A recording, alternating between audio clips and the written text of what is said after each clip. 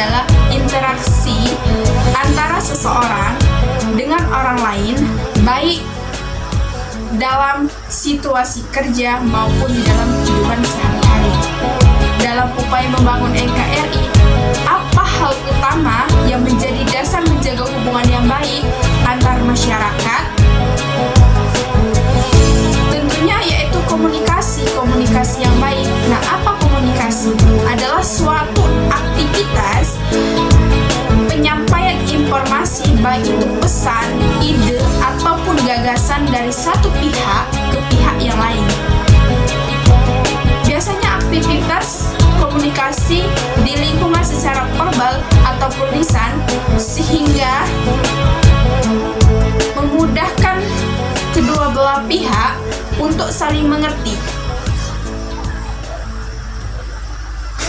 Selain itu, komunikasi dalam lingkungan kerja juga akan memberikan dampak pada peningkatan motivasi kerja kepada pegawai.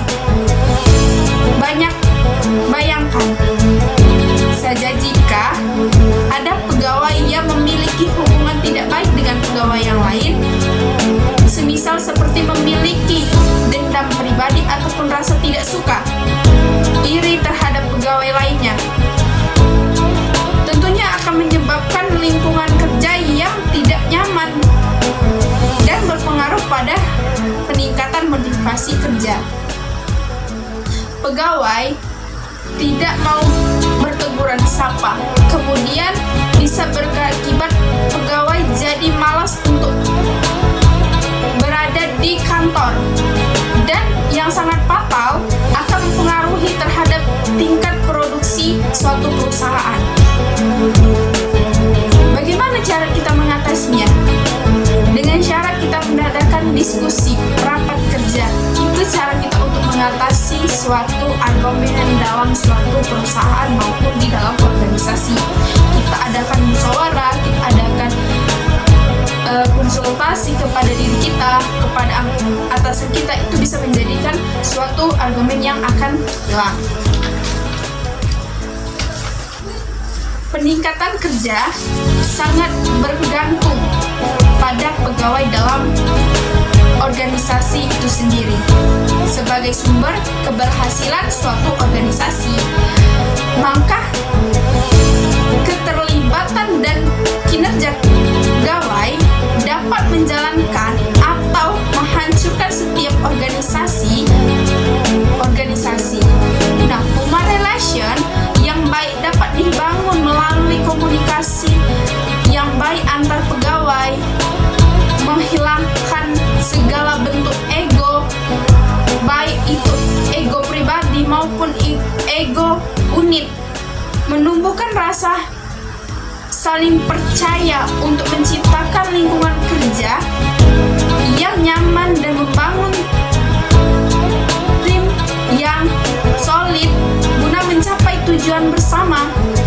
Kita juga harus memahami teknologi yang saat ini telah ada di era digital untuk mengupayakan dan tetap mempertahankan kebudayaan bangsa kita, dengan cara setiap warga negara Indonesia berhak dan wajib ikut serta dalam usaha mempertahankan kemerdekaan negara Republik Indonesia. Hak dan kewajiban tersebut tidak hanya untuk kita, tapi telah tercantum pada pasal Undang-Undang 1945, tetapi harus tercermin di setiap warga negara Indonesia. Di sini ada beberapa upaya mempertahankan kemerdekaan negara Republik Indonesia dengan cara tanamkan rasa cinta tanah air pada kita. Cinta tanah air yaitu berkaitan kepada negara dan bersedia berkorban membela negara. Cinta tanah air jauh sangat penting di dalam diri kita untuk mempertahankan negara kesatuan Republik Indonesia. Yang kedua, melestarikan budaya Indonesia. Indonesia sangat akan kaya dengan budaya, adat istiadat, tarian, dan bahasa. Dengan melestarikan budaya, kita sendiri, maka budaya itu akan bertahan dan tetap menjadi identitas suku. Bisa menjadi warisan leluhur untuk belajar dan memahami berbagai makna kehidupan di dalam masyarakat. Jadi, kita harus tahu dan kita harus memahami bagaimana cara kita memahami dan melestarikan budaya kita dengan tetap menjaga dan melestarikan adat istiadat seperti tarian, bahasa, dan yakin bahwa kita bisa bersaing dengan era digital sekarang.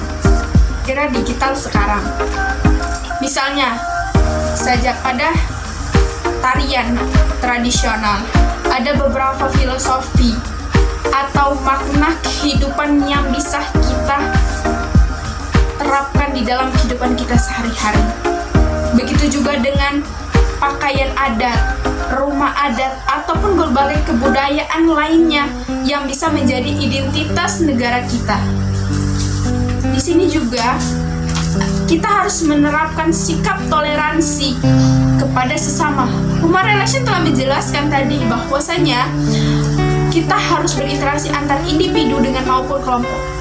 Di sini ada sikap toleransi yang harus kita pahami di dalam Negara Kesatuan Republik Indonesia. Itu sesama juga penting dilakukan sebagai upaya untuk mempertahankan kemerdekaan Indonesia, memiliki sikap toleransi dan menghargai kepada sesama serta kepada orang lain, hingga orang asing pun kita akan melakukan toleransi maupun secara agama, adat istiadat maupun kebudayaannya. Kita harus memiliki rasa toleransi di dalam diri kita maupun sesama. Kalau persatuan di antara setiap orang kuat, maka hal ini tidak akan menimbulkan perpecah belahan yang memecah persatuan antar masyarakat. Hal ini juga membuat masyarakat tidak mudah dipengaruhi oleh pihak lain untuk memecah bangsa kita sendiri. Terlebih, bangsa Indonesia adalah negara yang memiliki banyak suku, bahasa, adat istiadat. Kita juga harus mengetahui sejarah perjuangan leluhur